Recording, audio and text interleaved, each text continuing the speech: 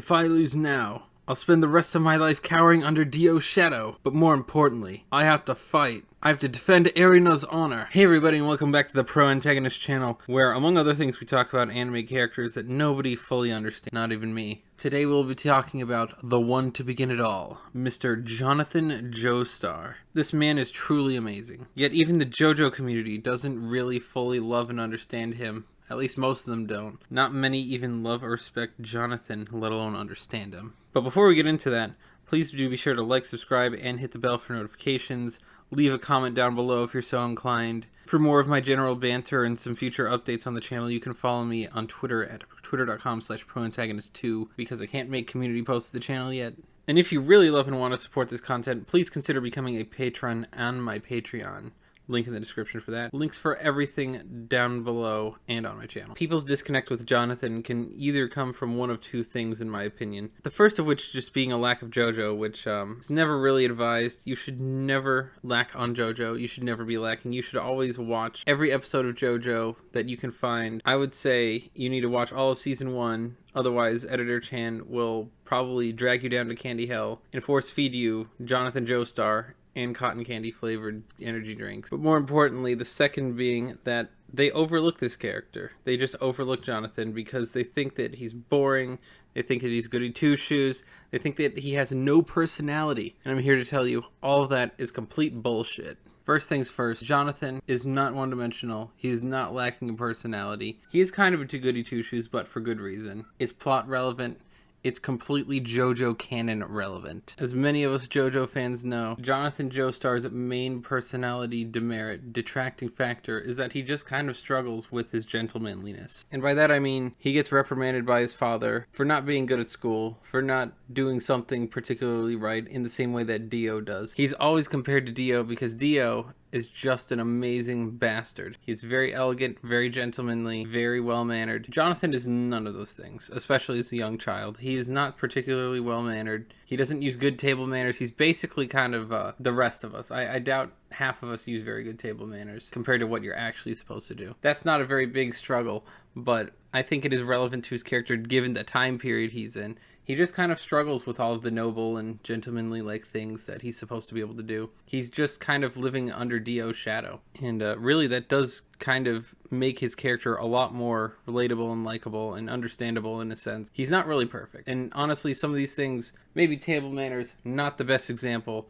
You can have crappy table manners, still be a pretty good dude. He's kind of brutish. He gets cocky. He gets a little bit arrogant. When it comes to Dio, he doesn't really hold back very well in the beginning. And that comes into play a lot later when he actually does learn how to hold back. And I think there's a lot of character growth associated with that. But setting all of that aside, Jonathan gets into scuffles. He gets into all kinds of trouble. Just watching the first 3 episodes of JoJo's, you see how much Jonathan ends up actually going through, all of the growth from when he's a 12-year-old Jonathan to when he's a 20-year-old Jonathan. He just kind of has a struggle, and his struggle is himself. Partially Dio. Dio's a big struggle, but he really has to kind of learn to grow and adapt and become a better dude, become a better human being, become a better gentleman. And really, when it comes to Jonathan, being a gentleman is a huge perk. I don't really know why people don't like the fact that Jonathan is kind of gentlemanly and well-mannered compared to all of the other JoJos, his descendants and everything. It's just weird. In all actuality, Mr. Jonathan Joestar is not all that odd. He's not all that interesting of a character if you're going by 1880s or maybe even 1980s standards. But the JoJo anime we're all familiar with, the one we all love and adore, that began in 2012. And for that kind of time period, 2012, only 10 years ago, there weren't really a lot of great characters like that. You kind of had the idea of a Superman. This really isn't supposed to be a compare-contrast video, but let's just say that he compares to Superman pretty well. One, Superman is an immortal being, effectively, on Earth. Superman pretty much can't do any wrong because he's all-powerful. Jonathan is not all-powerful. He's definitely above average in a lot of ways. Maybe some more weird and sort of interesting to Charlie than others. Editor Chan and all for Jonathan fantasies. Jonathan does always have to struggle throughout most of JoJo's Part 1 that he is really in Dio's shadow. Dio is so much more perfected, so much more well-crafted because he has to be. He's a raging narcissist, and Jonathan, though he's a much better human being, can't really compare in a lot of the practical ways that Dio just excels in. Even when Jonathan is 20 and he's doing very well for himself, he's able to go toe-to-toe with Dio on the football field. He's able to get into fights with Dio and do pretty okay and do pretty well. He's still not gonna be Dio's better in a lot of ways just because Dio is trying to be a perfect person. Jonathan is just trying to be a good dude. And really, that's what makes Jonathan better than Superman. There's so much more relatability when it comes to actually trying to be just a generally good guy. In a world full of cads, vagabonds, derelicts, Jonathan just wants to be himself. He just wants to be more himself, and he doesn't really care. He just kind of wants to be good, and he really wants to be Jonathan Joestar. Maybe not the patron saint of anything, but certainly the best gentleman he can be. And in a sense, that's a lot more relatable than someone who is just flying around bashing people, preaching about truth, justice in the American way. Jonathan doesn't actually pretend like he's some sort of moral saint. He just exemplifies the ideal that is being a gentleman. And really, in today's day and age, very hard to find any true gentlemanly, truly chivalrous men. Very, very hard. Definitely huge Jonathan D. Joestar energy. It is, by the way, very much like other protagonists to kind of not back down, always defend the people who matter to you, never kind of giving up, never surrendering. Jonathan does it pretty well. He fulfills a lot of the qualification without just being a background character. It's a real struggle for him. He does really do a good job. He does a great job with Erina. He basically just tries to be the best boyfriend slash husband he can in every situation possible. And really, that's honestly kind of hard. I don't think anyone that I know really kind of holds a candle to Jonathan in that way. He is sort of a perfect person. He is sort of Mary Sue-like, but it sort of flips that on its head because Jonathan really isn't all ridiculously great for no particular reason. He's not like just kind of ass-pull overpowered. He's not just kind of ass-pull flawless of a character. He definitely has a lot of flaws. He definitely has a lot of shortcomings. He definitely has a lot of struggles within his journey. And I think that the way Araki does this is so unbelievably good that it just kind of blows the idea of having a Superman character, having sort of a Supermanly archetype. It takes it, completely rewrites it, craps all over it, and burns it to the ground, much like Jonathan's home. Major point number 2. Anyone who thinks Jonathan is boring, I don't know what JoJo you were watching, because certainly wasn't JoJo's Bizarre Adventure.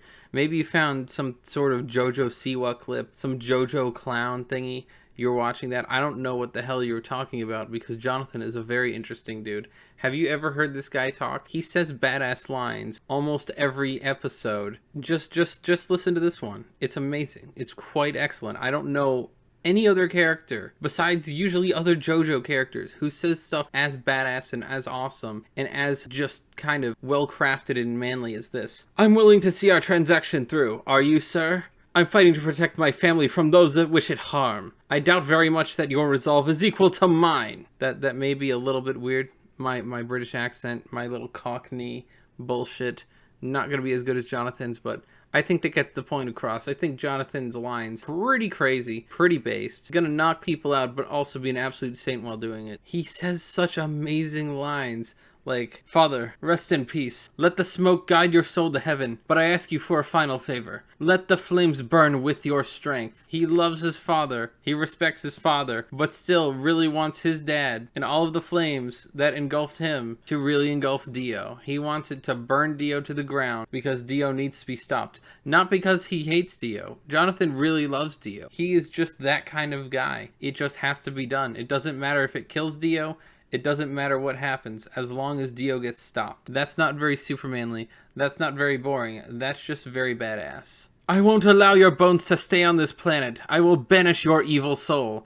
Do you ever hear anyone talk like this anymore? That is such an amazing in-depth way of saying, fuck you, gonna kick your ass and knock you all the way to the stars. That's quite amazing. Jonathan, by the way, is such a badass. Sometimes he says something crazy, like, Dio, I'm gonna make you cry like a baby. And that's sort of a terrible one, because the Johnny Young Bosch, Jonathan Joestar, is more like, Dio! But I think that kind of gets my point across. He says weird things like, I'm going to make you cry like a baby. Then he turns around. Later, he says, guess who survived his time in hell, Dio? That's such a badass line. You would have thought that came out of Joseph Joestar's mouth. He has all the one-liners. He's literally the 80s action hero of one-liners. You only get really 9 episodes with him, and not all of it is at his best. A lot of it is, I would say actually a third of it really is just him trying to get better, and then the first third of it is him trying to actually get it good. But of course, addressing the goody two-shoes aspect,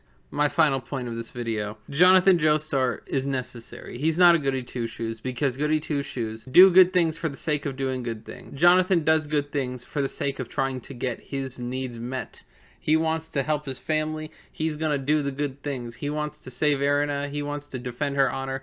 He's going to kick your ass and do it while being a gentleman. He's excellent. He essentially serves as a necessary established saint to beget the other JoJos within the plot of the series. The man has so much core justice and love in his heart, which transcends all human and societal norms. As I'd said before, Jonathan absolutely loves Dio. Jonathan spares people on a regular basis. He goes and spares Zeppeli and his buddies out in the alley when he's doing all the dark and dirty shit, because he recognizes that they and their families would be much happier if they stayed alive. Dio, he might just have to go. And Jonathan loves Dio like a brother. Don't let any of this stuff fool you. The whole gap between Jonathan being 12 and Jonathan being 20 is 8 years of him growing and bonding with Mr. Dio Brando. He's an absolute Giga Chad who absolutely loves Dio, even in his dying breath when Dio has caused so much harm and destruction, killed countless people, almost set the world ablaze, killed him, destroyed his life with Erina in so many ways, shapes, and forms. He has absolutely no ill will in his heart towards Dio. That is kind of Giga Chad. I don't even think Superman, going back to Superman, I don't even think Superman is that amazing of a saint as Jonathan Joestar. The idea of pure good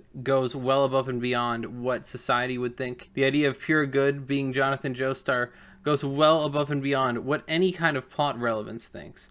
It is literally just Jonathan being an absolute mad lad, being an absolute Chad lad, just being great. And if you think that's boring, I don't think you have a good enough imagination. Gonna be honest, not gonna lie, Jonathan's quite excellent. He really is kind of a plot device, though, in some good ways. People may say plot device meaning like, he's not really relevant. His character isn't all that important. He's not all that interesting. He's just kind of there to progress the plot. Man, Jonathan Joestar is the plot of JoJo's Bizarre Adventure. Everything that happens is an outgrowth of Jonathan. Jonathan essentially is the great begetter of JoJo's. In a way, Dio set into motion all of the different aspects of JoJo's Bizarre Adventure. He made all of the plot relevance happen. He made all the bad things happen.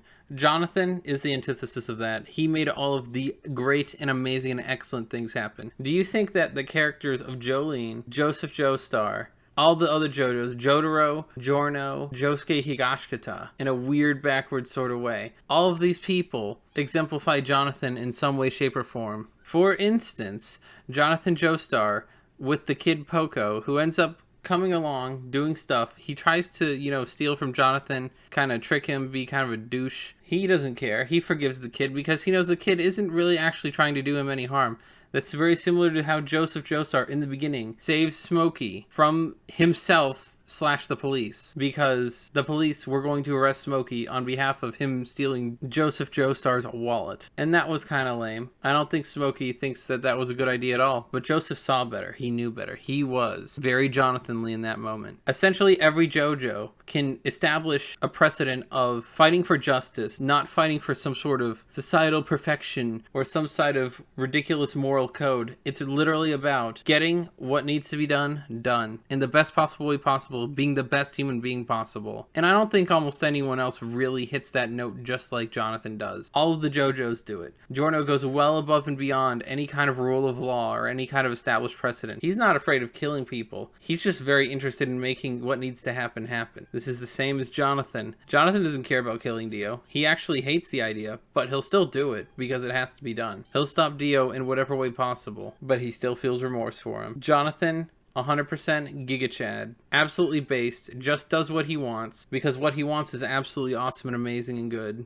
Jonathan has that amazing love and acceptance in his heart that he pursues with literally everyone in any given situation. He is so good and just and kind that it just goes and transcends all of time. That is Josuke in a nutshell. That is Jolene in a nutshell. That is Joseph Joestar in a nutshell. All of whom are very self-sacrificial. All of whom really want to get things done the way they want them done and to help everyone they love in the process. There's such a establishing precedent with Jonathan Joestar in his sort of core concept of the series of begetting a generational bloodline that can be a sort of grouping of oddballs, derelicts, misfits, what have you, all going towards the singular purpose of defeating the bad guy, saving the day, making the world a better place. I don't don't know that I've ever seen this in any other type of medium. And Jonathan is at the crux of it all. As a plot device, he's amazing. As a hero, he's amazing. As a Superman, he's better than Superman at being Superman. How much better does Jonathan need to get to really kind of drill it into people that, yes, Jotaro, Jolene, Joseph, many of the other Joestars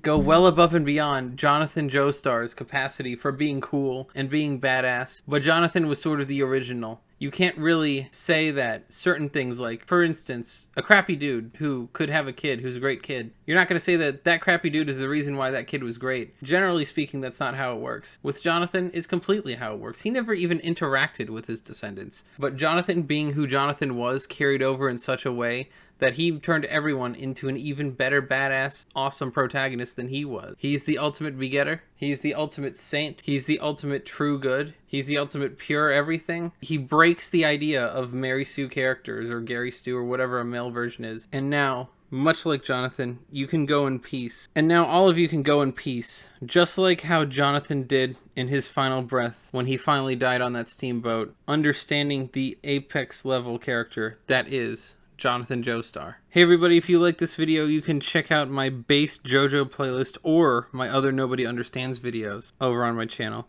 You can also support my channel by being an absolute Giga Chad, donating to Patreon, liking, subscribing, sharing the video around, anything helps. Links for all of that in the description. And finally, I'd like to shout out my first patron, legislator tiered patron, Scarred on Queen, who helped make this content possible. And without further ado, I will see you next time.